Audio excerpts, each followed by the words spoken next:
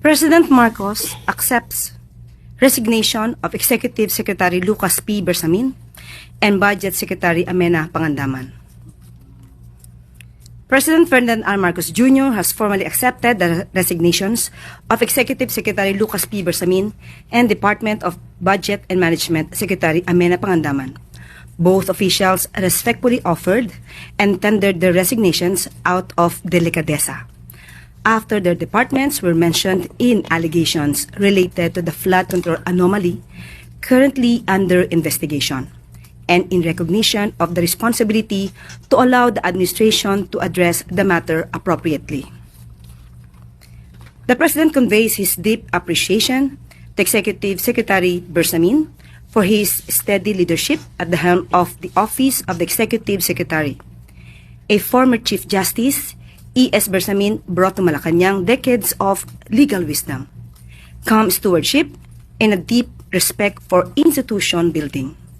His contributions remain part of the foundation on which continuing reforms stand.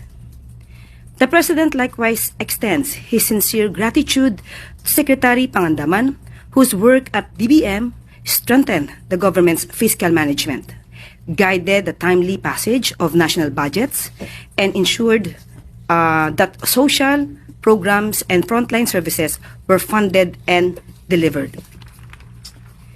To ensure continuity and enforce the administration's governance agenda, President Marcos has appointed Department of Finance Secretary Ralph Recto as the new Executive Secretary.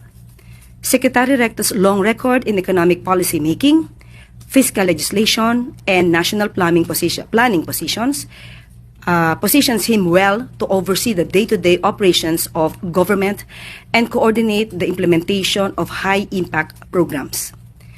The President has also appointed Office of the Special Assistant to the President for Investment and Economic Affairs, Secretary Frederick Go, as the new Secretary of Finance.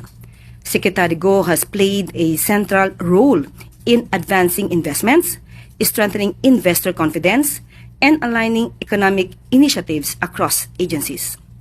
He will now oversee the country's fiscal direction and the implementation of the administration's economic agenda. The Department of Budget and Management will now be led by Undersecretary Rolando U. Toledo, who has been designated as officer in charge. As head of the Budget Preparation and Execution Group, OIC Toledo brings extensive technical expertise in national budgeting, fiscal transparency, and budget execution. His designation ensures uninterrupted operations as the government prepares for the rollout of next year's budget, ongoing recovery efforts in disaster-affected regions, and the continued funding of social and economic programs.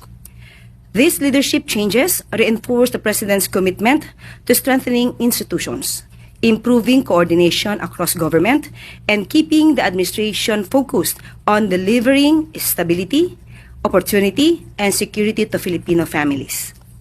The Office of the President assures the public that all agencies will continue to operate without interruption and with the same commitment to effective governance and public service.